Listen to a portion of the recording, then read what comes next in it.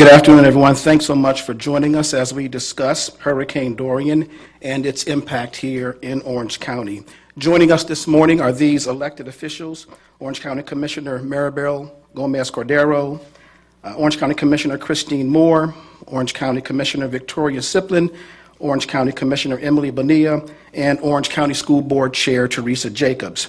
Speaking today to give us information as it relates to Hurricane Dorian will be our Mayor Jerry L. Demings, Keith Koch, the Acting Emergency Manager, Orange County Fire Chief James Fitzgerald, Orange County Sheriff John Mina, and then to give us information about what's happening with our schools will be Orange County School Board Chair Teresa Jacobs. So to get us started, to give us a broad overview of what's taking place, our Mayor, Jerry L. Demings. Mayor. All right, thank you, Dr. Williamson, and thank you to all of you for being here. Good afternoon. In preparation of Hurricane Dorian, I have declared a state of emergency for Orange County. This will allow emergency operations to provide necessary resources and staff to assist our residents for the impact from Hurricane Dorian. Our current activation level at our Emergency Operations Center is level 3. What this means is the county is staying tuned to the State Emergency Operations Center and the National Weather Service for updates and emergency coordination through daily conference calls and electronic communication. However, later today, we will ramp up the county's preparedness efforts and we will be going to level 2 with our Emergency Operations Center. This means the county is coordinating and developing action plans with various agencies to ensure we are prepared and ready to see the community through this storm effort. Tomorrow, we will be at level 1 at our Emergency Operations Center, which means that we will be fully staffed and running all county departments from that location. We want you to know that the county's emergency response is well underway and preparedness efforts are also well underway. Some of the departments and the various leadership from our various subunits within the county are working today to ensure that we can respond to whatever the needs may develop in the coming days. We will open shelters on Sunday to serve those who need to evacuate and a need of a place to essentially ride out the storm. We also have a plan in place to serve residents that need assistance through our People with Special Needs program. This program serves residents that require medical help and are unable to get a shelter of their own. Registration is required for the Persons with Special Needs program. You can sign up by simply contacting us through the 311 system. So from a landline phone or from a cellular phone, you just simply dial 311 here within Orange County, and you can sign up for the special needs services. We will have pet-friendly shelters for those who need them. All shelters will open beginning on Sunday, September the 1st.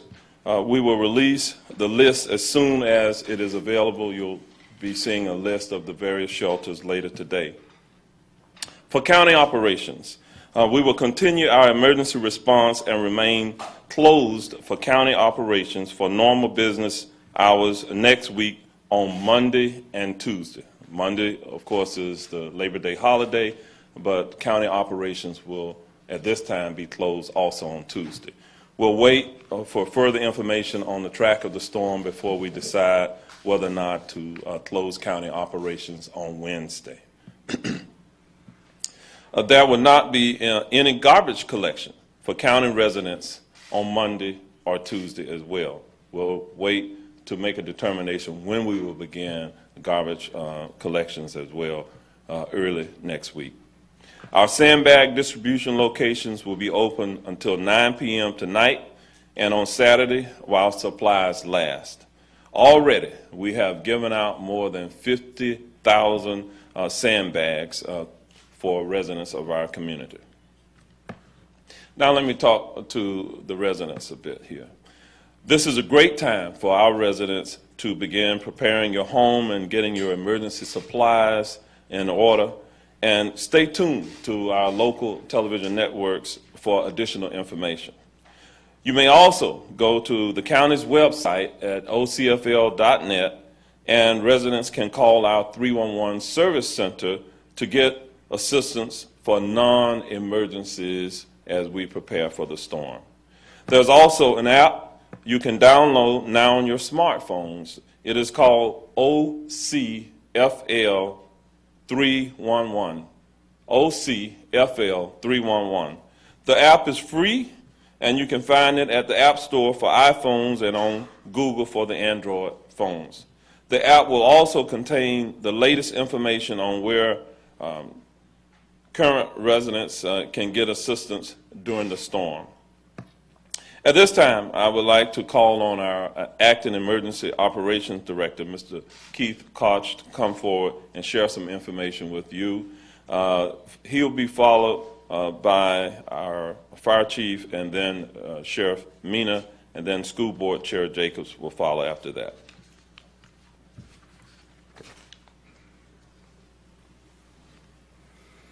Thank you, Mayor, and thanks everyone for your attention to this storm coming up. It's been a slow process, as you're well aware, if you've been following the storm and monitoring the progress. It's slowing down a little bit, which is going to cause us some additional challenges, I believe, over the next few days. The latest track has it coming our direction later on this weekend. The onset of tropical storm force winds, which is a key indicator when we want people safe in their shelters or their homes, should approach us at the earliest Sunday evening. This will be a long-term event. It's not going to be a quick event like Hurricane Charlie was or even Hurricane Irma was. Many, many hours we will be under those tropical storm conditions, quite possibly leading up to some hurricane or Category 1 hurricane conditions later on Sunday night, Monday, and Tuesday even. So we want everyone to continue monitoring the storm. Key safety issues, please be safe using generators. Many of us have purchased generators over the last couple of years. Please, please heed the safety warnings and messages that your local government is putting out on how to safely operate that.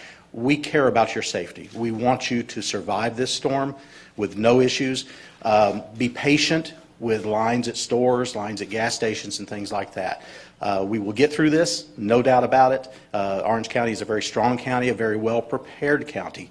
Again, monitor the storm conditions and heed the messages and warnings that local government is putting out. I'd like to bring up Chief James Fitzgerald, Fire Chief. Good afternoon, and thank you all for being here to help us spread this important message. I want to assure everybody here and the citizens out in Orange County that the Orange County Fire Rescue Department is ready for the next week and the events about to unfold. We have a tried and true hurricane operations plan, a plan that we have utilized many times over the past years. That plan allows us to upstaff our vehicles going into Sunday night to make sure that we have all the resources that we need. We'll be upstaffing some additional boats and woods trucks to allow us to transition through some of those areas that flooding may be present. Like many of you, Orange County Fire Rescue also has 42 homes throughout the community. And we've spent this last week preparing our homes much like the way we're asking you all to prepare your homes. Shutter the windows, have a plan in place, make sure you have emergency supplies on hand. It's so important to go around the home, take care of any trees, any low-lying limbs that may be concerning at the moment. Bring in the lawn furniture and anything that you don't want to blow around or become a missile to go through any of those windows. We are doing the same thing this week that we're asking all of you to do. One of the other very proactive things that we're involved in at the moment, today and tomorrow, units from the Orange County Fire Rescue Department will be visiting all of the assisted living facilities within unincorporated Orange County.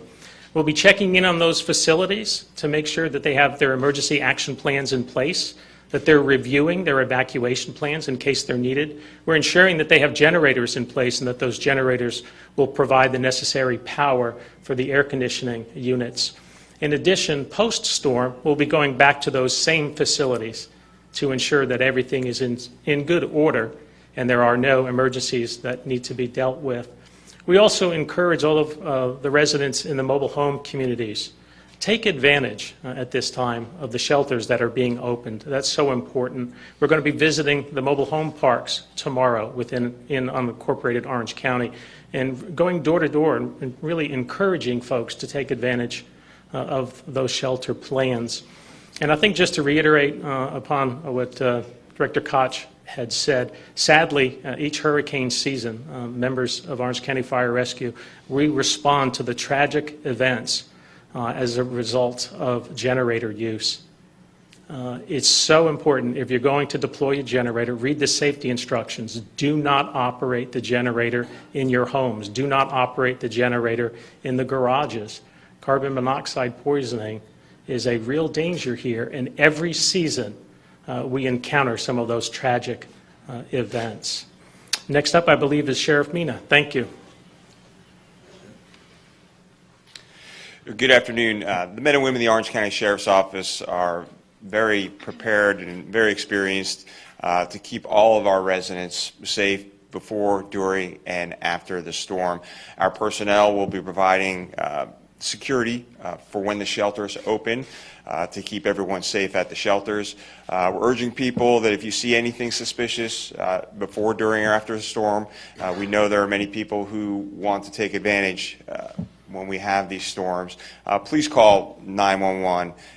In addition, if you are suspicious or you see what you believe is price gouging, call the Orange County Sheriff's Office as well. Again, can't reiterate enough to make sure that you are prepared, that you have your emergency action plans for your own homes, and notifying the Orange County Sheriff's Office if you see anything suspicious. We're going to have plenty of additional personnel out on the streets to keep everyone safe, again, before, during, and after the storms, and we'll respond to anything that we deem necessary to help keep this community safe. Thank you.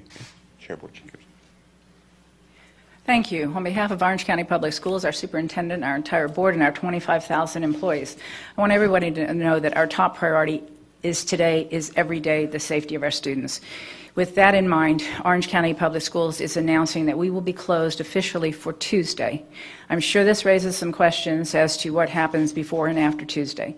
And we've made this decision ahead of time because we want to make sure that our parents have an opportunity to make plans for the care of their children on Tuesday, and also to make sure that our faculty is aware of that schedule. Depending upon the storm, and I've said this so many times before, and I think we all know it, if there's anything that we can count on with hurricanes, it's that they can be unpredictable. If things change, that schedule may change. Obviously, if we take a direct hit and the storm stays longer than we expect, that could be extended. But at this point, the announcement is Tuesday alone. What we will do, assuming that we take a direct hit, is immediately, as soon as the winds die down to where we can be safely back out on the roads, our maintenance team will go out. They'll inspect every school to make sure that every school is safe for occupancy. And as soon as we know that, then we will alert families if they need to keep their children out of any school that might have damage. We don't anticipate that. We have had an enormous effort over the last 10 to 15 years of replacing our schools with newer, more modern, and sturdier schools. So we think we're in very good shape as far as that goes. We have programs in place for our children that are on free and reduced lunches to make sure that they don't go without lunch. So we want to encourage our parents to stay connected. We will be communicating with parents through email, through our newsletter that goes out, OC Connect. And if you're not getting any of those for some reason, please go to our website. You cannot miss it. It's ocps.net. The first page will give you instructions how to stay in tune with what's happening at your schools. Our second highest priority during a time like this is the safety of the broader community. And that's why we are so pleased to be able to work with Mayor Demings in making sure that we're making available the facilities that he needs to provide shelters for our entire population that may need sheltering, including food service, custodial services, and anything else that Mayor Demings needs.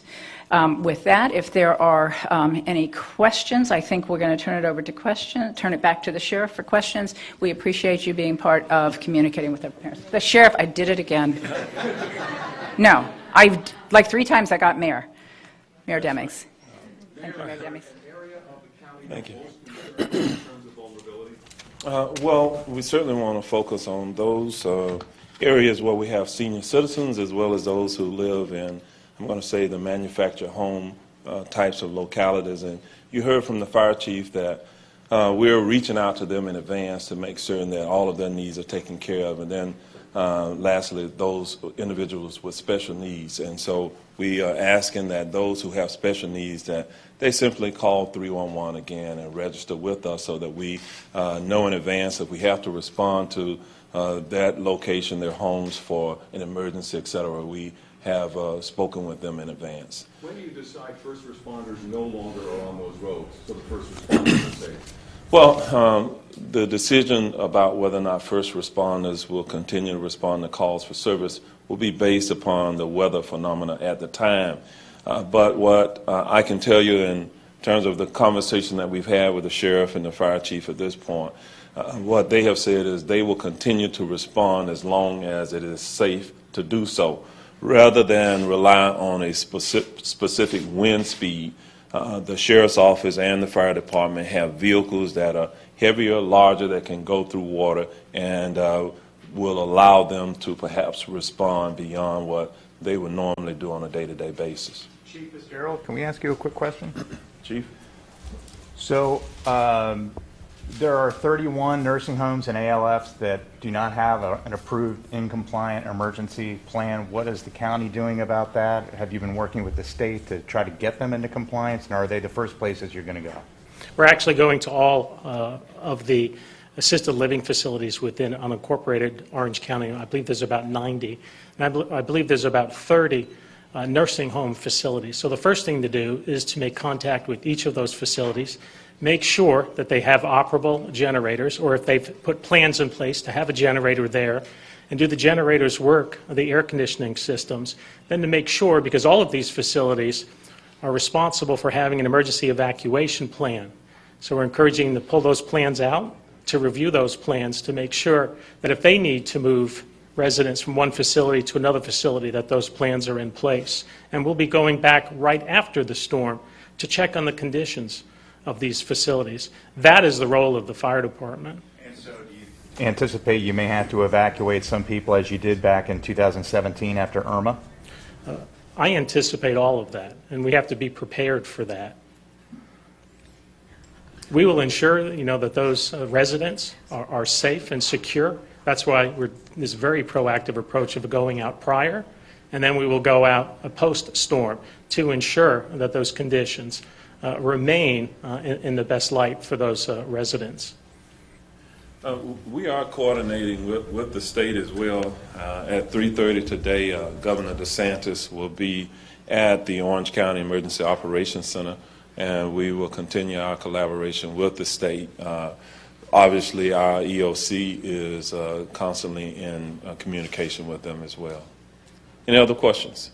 Mayor, Mayor Dyer this morning suggested that he thought this storm might have the same kind of punch as Hurricane Charlie. Do you have any kind of gut feeling about what kind of storm we're looking at here? Well, that's hard to say. I hope that the things that we can control, that's what we're planning to do today. How impactful the storm will be, that's out of our control. I hope that it's far less impactful than what is being predicted today, and I'll leave it at that. But in either case, the professional team, the coordination that you have seen today, we are prepared to respond to whatever level we experience here in the community. Are you guys going to ask for any kind of curfew at some point? In terms of curfews, that is something that we'll make a call on at a later date. As we receive updates about the track of the storm and the potential there, our goal is to keep commerce open as long as we can, to keep people going to work, being able to live as normal as they would otherwise. And then at some point, we'll have to make some decisions about whether or not to invoke curfews. I have spoken with the sheriff, and I'm depending on the sheriff to really coordinate with the other sheriffs here within the region so that there's some consistency across the region if curfews have to be put in place. Typically, curfews are put in place at the highest level of the storm and then post-storm, because that's when we have devastation and we have buildings and homes and what have you really that are not adequately secured. And so if we can prolong the period of time before we go into any type of curfew, that is, I think, most desirable for this community. Mayor, any more information about the proposed shelters? I know Okay. you mentioned that you will open September 1.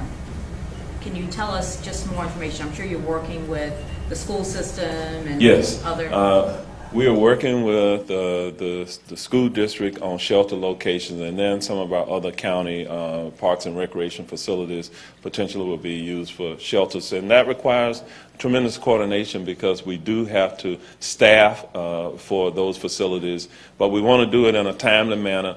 If there are evacuations that occur from outlying counties, if they are more directly impacted than we are, we have to plan for that, and then we have to plan for individuals to shelter who are within our community. We are coordinating with our homeless network here as well to ensure that people who live on the streets, they have a place to go that will provide the type of protection that they need as well. Okay, there was a question over here. Yeah, the fire chief talked a little bit about getting boats prepared, things like that for flooding concerns. Are you guys worried about flooding with this storm, and are there any areas in particular where you kind of got your eye on? We've been very strategic. Our Public Works Department has worked to lower lake levels and waterbed levels where appropriate in anticipation that we could have a significant rainfall. And so that has already been done at this point. Again, we try to control those things that we can control. Okay. And there was a question, perhaps somewhere. What's the maximum capacity for shelters here? Well, depending upon, we're looking to open 12 shelters, and Keith, what's the maximum number that those shelters could hold? Those 12 could probably hold in the neighborhood of 5,000 to 6,000. Okay. Did you hear that? 5,000 to 6,000 And that's people with based the on 12. historical values too. Certainly, if we had the need to open additional shelters, we would do that in consultation with the school district as well, and work with the American Red Cross and other local entities to make certain that we could adequately staff it and provide for the needs of those people in shelter. And what should people bring if they are going to be coming to an Orange County shelter? Okay. I'll let the emergency manager kind of walk through that. The question is, what should they bring? And what should they not bring, maybe? Don't bring the lazy boy recliner. Don't bring a big mattress. We need you to bring your own comfort level pillow, sheet, cover sheet, blanket if you need it. The space that you're allowed in a general population shelter is a floor space. We don't provide cots, so you need to bring whatever will make you most comfortable, but do not bring your beds or cots like that. For the special needs shelter, there's a larger space provided. There's also space provided for your caretaker. We want you, if you're a special needs client, we want you to bring your caretaker if you have one. They are welcome to come with you. Also, for those special needs shelters, your pets are welcome to come with you too. For those in the general population shelters, bring some, especially if you're coming with children, bring something to keep yourself occupied. Games, books, things like that. Again, this event is a little bit different than Charlie. Charlie was a very fast-moving storm coming through the county. This is going to be a protracted, if it does continue to follow that track. We're going to look at more hours in a shelter situation, even if it's in your home. Make sure that you've got things to entertain. This may not be a quick event. So is it going to be worse? Nobody knows. We're not meteorologists. We're not hurricane experts. And it seems like we've been on the outer edge of that 5-day cone of uncertainty for like 6 days now. So it just keeps slowing down and keeping us hanging on that edge. So still hopefully another day or two we will have a better idea on what kind of conditions to expect. Mayor, for the Okay, let me also do something here. We have our Orange County Director of Public Safety here, Mr. Danny Banks. I'm going to interject Danny into this at this point to offer some additional. advice? Thank you, Mayor. I'll add a couple answers to one of those questions. An important thing about shelters is you have to bring your own food and water as well. They're self-sustaining. The shelter environment, those of us who have been in it, it's not great comfort, but you have to bring your own food, water, and your bedding material. A discussion about the planning, and one of them was mention of flood. We know there's particular areas in Orange County that are already prone to flooding. We've seen it happen just in our afternoon thunderstorms over the last month. Thousands of Orange County employees are already preparing for that, and we're focusing on those particular areas now that we're known to be prone to flooding. Two different types of storms we're prepared for. Yesterday's storm looked like it was going to come on us and maybe be a Category 3 hurricane. Today, that forecast has changed a little bit, but I don't want people to be misled to think that we may only be in for a Category 1 or maybe even tropical storm force. If we remember back historically, even in Orange County, things back to even Tropical Storm Faye, rain may be our worst problem in Orange County. Not the winds, rain may be. And a slow storm that sits over us for 2 or even 3 days will deposit a lot of rain. So preparedness for flooding is one of our major priorities right now. All those things that you heard about, the fire chief, the sheriff certainly, and the emergency management, things that have been in place for the last 3 days now preparing Orange County to both prepare for and then afterwards respond to the effects of what has occurred in Orange County to our residents. If somebody flooded during Irma, they can pretty much expect they might need to take those precautions now as well. Well, we learned from Irma in Orange County. We learned where those areas are, so that's why we got a little more aggressive in Orange County on our sandbags. If you've noticed, this year was the first year we ever implemented a self-serve sandbag opportunity in Orange County. That's been going on for over a week now. As the mayor spoke of, over 50,000 sandbags have already been distributed. Over 40,000 of those were self-service. That has never occurred before. The pre-filled, which is a historic hallmark of Orange County, that started this morning. We've got 90,000 of those prepared and are going out right now. But particularly those areas that are focused, those high water volume areas that we know so well, those are the areas that need to be concerned about flooding. Take use of those sandbags, and we've strategically focused some of our resources to try and reduce those water loads in those areas, depending on what the impact of the storm will bring. Take 1 or 2 more questions.